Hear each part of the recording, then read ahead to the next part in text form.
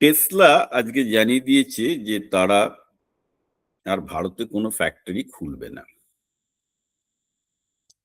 এবং আপনারা জানেন যারা শেয়ার মার্কেটে ভারত নিয়ে হুঁশাস করছেন, কারণ ভারতের শেয়ার মার্কেট তো শুয়ে বসে আছে লাস্ট কয়েক মাস ধরেই ক্রমাগত।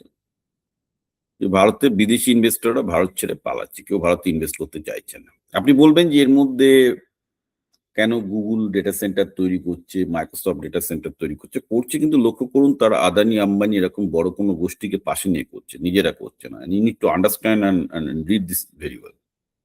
ঠিক আছে? অ্যামাজন অ্যামাজন বলছি, অ্যাপলকে।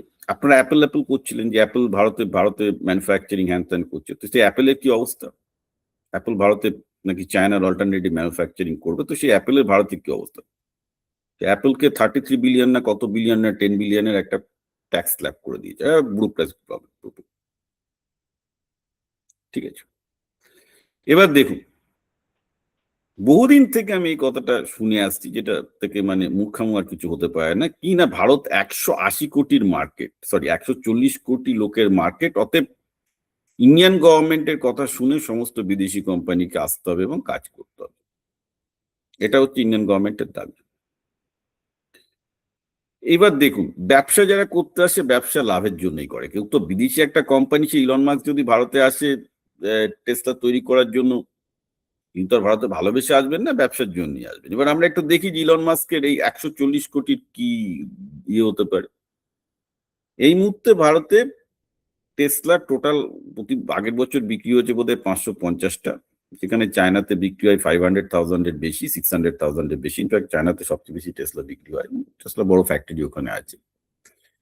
ঠিক আছে, অ্যাপেলের কথাই যদি আমি দেখি, আপনি বলবেন যে অ্যাপেল এসছে কারণ ভারতের বিরাট বড় মার্কেট, তোমার ঠ্যাং বিরাট বড় মার্কেট। অ্যাপেলের ভারত থেকে ইনকাম 200 না $300 মিলিয়ন, ওর থেকে একটু সামান্য একটু বেশি হবে যদি আমি ইবিটিএ তে ক্যালকুলেট করি আর কি। তো ব্যাপারটা হচ্ছে এই যে ভারতে 140 কোটি লোক আছে, ঠিক আছে, 140 কোটি লোকের মধ্যে 5 কোটি লোকের ক্রয় ক্ষমতা আছে, 3% লোকের ভালো ক্রয় ক্ষমতা আছে। 5 কোটি মানে হচ্ছে 50 million, which is by the way not a small number. 50 million is not a small number. It's like a size of California, size of Texas. ঠিক আছে, তো ভালো, সেটাও খারাপ না, কিন্তু 140 কোটি মার্কেট না, 5 কোটির মার্কেট, 50 লাখ, মানে বেসিক্যালি 5 কোটি খুব সলিড ভালো ক্রেতা আছে। তো আমেরিকার দুটো বড় সাইজ স্টেটের সমান মার্কেট, ফাইন। সেইটার উপর বেস করে ইন্ডিয়ান গভর্নমেন্ট এত কিছু দাবি করতে পারে না। তা করতে গেলে ইনভেস্টর বলবে না আমি ভিয়েতনামে যাবো, আমি কেন আমি আমি ইন্ডিয়াতে আসবো, আমি ভিয়েতনামে যাবো। হচ্ছেও তাই। যারা আমেরিকায় এই ভারতে স্থাপন করতে পারছে না, Vietnam emerged as a strong competition. ভিয়েতনামের শোর লাইন ভারতের থেকে অনেক বেশি লম্বা।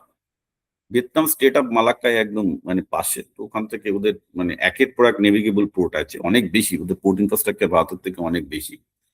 ঠিক আছে, ভিয়েতনামে লেবার কস্ট ভারতের থেকে এখন স্লাইড বেশি হয়েছে, বাট ইট ডাজন্ট ম্যাটার, কারণ ল্যান্ড কস্ট ভিয়েতনামে অনেক কম, এবং ল্যান্ড অ্যাকোয়ার করে গভর্নমেন্ট, যেহেতু ওটা একটা মোরাললেস সেমি কমিউনিস্ট কান্ট্রি, সমস্ত কিছু ল্যান্ড দিয়ে দিচ্ছে ইজিলি, এবং কোনো আনপ্রেডিক্টেবল ট্যাক্স স্ট্রাকচার নেই, যে আজকে এই গভর্নমেন্ট আসলে ট্যাক্স করবে না, ওই গভর্নমেন্ট আসলে ট্যাক্স করবে, সেসব ব্যাপার কিছু।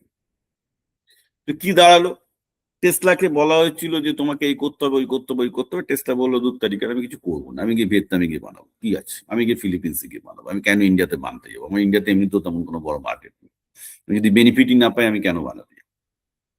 আর অন্যান্য যেটা রুপি ডেপ্রিসিয়েশনের জন্য অন্যান্য বড় কোম্পানিগুলো ছেড়ে পালাচ্ছে, সেটা অন্য ব্যাপার। আপনি লক্ষ্য করুন কোথায় এলো, আদানি আম্বানির সাথে বা টাটার সাথে পার্টনারশিপে সবাই আসছে, কারণ তারা জানে যে ইন্ডিয়ান লোকাল পলিটিশিয়ানদের তারা হ্যান্ডেল করতে পারবে না। তাহলে কি বোঝা গেল, কোনো কোম্পানি ইন্ডিপেন্ডেন্টলি ইন্ডিয়াতে আসতে সাহস পাচ্ছে না, তারা টাটার সাথে পার্টনারশিপে আসছে, আম্বানির সাথে আসছে, আদানির সাথে পার্টনারশিপে আসছে, কারণ তারাও জানে যে গভর্নমেন্টকে হ্যান্ডেল করা এবং ইন্ডিয়ান দুর্নীতি এবং আইনকে হ্যান্ডেল করার মতো ক্ষমতা তাদের নেই, লোকাল পার্টনারশিপ লাগে। ঠিক আছে, কিন্তু সেইভাবে যদি আসে ইনভেস্টর গুলো, আসবে কিছু ইনভেস্টর আসবে, কিন্তু তাতে অপরচুনিটি লিমিটেড হয়ে যাবে ভারতে। আর এইটাতে লোকসানটা কাদের হচ্ছে, লোকসান হচ্ছে সাধারণ জনগণের, আপনাদের শেয়ার মার্কেট উঠছে না, আরো লোকসান হচ্ছে চাকরিগুলো। ধরুন ধরুন যে জিসিসি গুলো, যেগুলো গ্লোবাল কম্পিটেন্সি সেন্টার, এইগুলো জেনারেলি টিসিএস ইনফোসিসের থেকে বেটার মায়না দেয়, এরকম প্রায় 18,000 মতো জিসিসি ভারতে আছে, যেগুলো মানে ডিরেক্টলি সফটওয়্যার সেন্টার তৈরি করেছে, মানে আমেরিকান কোম্পানিগুলো, ছোট যাও, কারো 100, 200, 300, 1000, 2000, কারো 5000ও আছে, তারা হায়ার করছে। রাইট, সেগুলো হয়তো ঠিক আছে, কারণ তাদের হয়তো অতটা ইনফ্রাস্ট্রাকচার প্রবলেম নেই। পুনে আর ব্যাঙ্গালোরে একটা অফিস খুলে কিছু জনকে হায়ার করলেই তাদের লাভ হয়ে যায়, নট আ বিগ ডিল। কিন্তু ব্যাপারটা দাঁড়াচ্ছে এই যে, মানে একটা খুব সিম্পল ব্যাপার, একটা কোম্পানি যদি আদানি কিংবা টাটার সাথে জয়েন্ট ভেঞ্চার করে ভারতে আসে, তাহলে একটা ইন্ডিয়ান যে পরিমাণ স্যালারি পাবে, কম্পেয়ার টু দ্যাট কোম্পানিগুলো ডিরেক্ট এলে কিন্তু এমপ্লয়ীদের অনেক বেশি স্যালারি দিত, কারণ তারা তাহলে ইন্ডিয়ান স্কেলে না, তারা ইন্টারন্যাশনাল স্কেলে চিন্তা করে স্যালারি দিত। So, এখানে সাধারণ লোকজনের অনেক ক্ষতি আছে এই পুরো ব্যাপারটা। এখানে এতগুলো জিনিস ভাপার আছে। ধরুন কালকে আমি দেখছিলাম যে নির্মলা সীতারামন এখন এখন বলছেন যে ক্যাপিটাল গেইন ট্যাক্স স্ট্রাকচার বদলাতে হবে।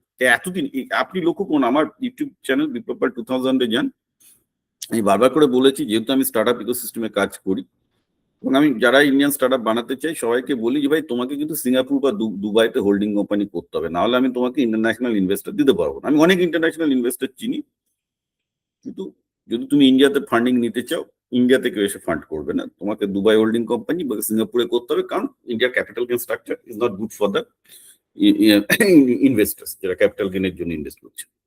ঠিক আছে, যার জন্য ইন্ডিয়ার সমস্ত ভালো ভালো স্টার্ট আপ গুলো হয়তো সিঙ্গাপুর কিংবা দুবাই গিয়ে রেজিস্টার করে, এবং ইন্ডিয়ান গভর্নমেন্টের লস, কারণ India just become a cost centre. হ্যাঁ, কিছু চাকরি হচ্ছে তাই না, একটা ইন্টেলেকচুয়াল প্রপার্টি সেন্টার হতে পারছে না, এই করতে পারছে। এই জিনিসগুলো কিন্তু আমি বারবার করে বলেছি। আমার বলে কি হবে, যারা প্রো বিজেপি ইন্টেলেকচুয়াল তারাও তো দেখছি ইউটিউবে বলছে, তা আমি নতুন কিছু বলছি না, তাই যারা প্রো বিজেপি ইন্টেলেকচুয়াল তারাও বলছে। আমরা যারা মাঠে ঘাটে কাজ করি তারা তো বুঝি এই সমস্যাটা কি হচ্ছে, কিন্তু ওই গভর্নমেন্ট শোনার অবস্থায় নেই।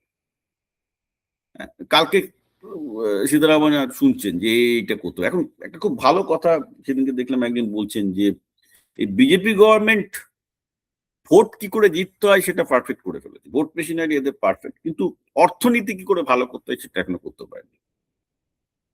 মানুষকে চাকরি কি করে দিতে হবে সেটা এখনো খুঁজে বার করতে পারেনি, মানুষকে কি করে শিক্ষিত করবে সেটা করতে পারে। ওরা প্রথমে যেটা করেছে, ভোট মেশিনারিটাকে পারফেক্ট করে ফেলেছে বিজেপি, যার জন্য তারা সব জায়গায় জিতছে ভারতে। কিন্তু ইকোনমিক মেশিনারি, শিক্ষার মেশিনারি, সেগুলো কোথায়? That has not been perfect.